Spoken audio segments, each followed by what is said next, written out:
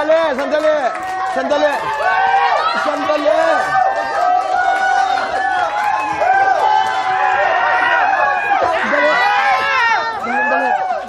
Ba't kayo nagkakagulo?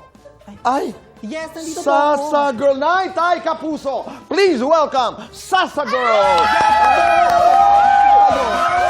Pak! Ano ba? Hala! Oh my God! Thank you very much. Upo na ba ako? Upo Oh na. my gosh! Maraming salamat. Diyos ko!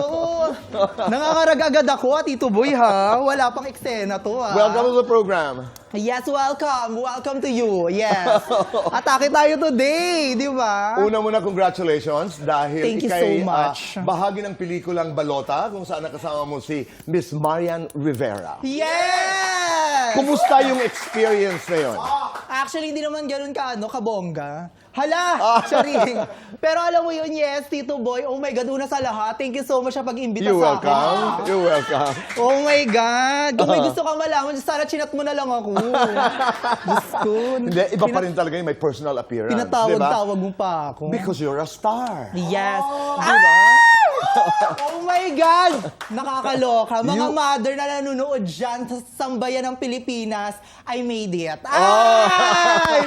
Pasabog! Because you're a star. And then let's go back. Plakado. How was that experience doon sa paggawa ng pelikula kasama si Miss Marian Rivera? Eto na nga, di ba, Tito Boy? Oh my God. Nakakaloka kasi ito yung first movie ko sa Cinemalaya. Okay. Yes. And itong movie na to talagang very close to me.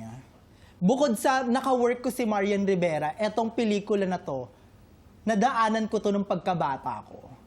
Kasi, baklang barangay din ako.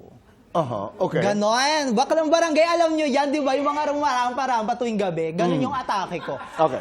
Tapos, eto na nga, syempre, hindi pa namin alam na si Madam Marian Rivera ang atake. Ang main cast, di ba? Siya ang magti-teacher Emmy.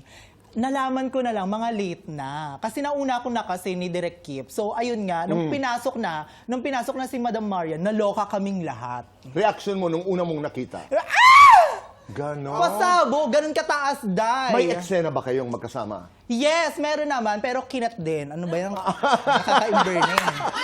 Pero pinaghandaan mo. Oo, pinagandaan ko yun eh. Ano sana yung eksena? Ano yung tapunan Medyo nyo ng may linya? sensor kasi yung ano, Ah, hindi wow, masabi. okay. Pero alam mo yun, ang tawag dito, talak-talakan kami, gano'n. I-upload nyo na lang sa YouTube. Ganon. Nag-aaway? O parang ano lang, baklaan lang, parinigan bakayan. lang. Oo, Okay. ganun lang. Kasi nga si Madam Marian doon, naging teacher namin, napagdaanan namin, ganon. Tapos kami, mga naging baklang barangay kami. Kami ni Isneer, hello, shout out sa iyo, Isneer. Okay. So ayun nga, tapos nun, eto na nga, balik tayo sa, ay kay Madam, oh my God, plakado siya dyan Okay. Medyo nakalamang ako konti, tama ba, ay, ba yan, tapos nilipat sa ganon, nakakaloka. Ang asim ko dyan, Diyos ko, wala akong ligo, sa bahay nila yan eh. Pero ang ganda niya, no?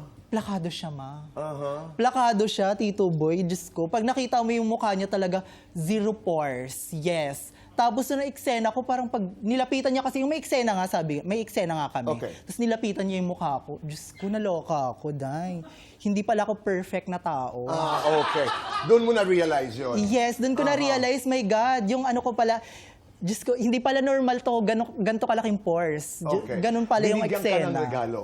Binigyan ako regalo. Ano ang regalo at anong nangyari sa regalo? Eto na nga yung regalo. Pumunta ako sa bahay nila. Nag-TikTok kami. Bahay ni Marian at ni Yes!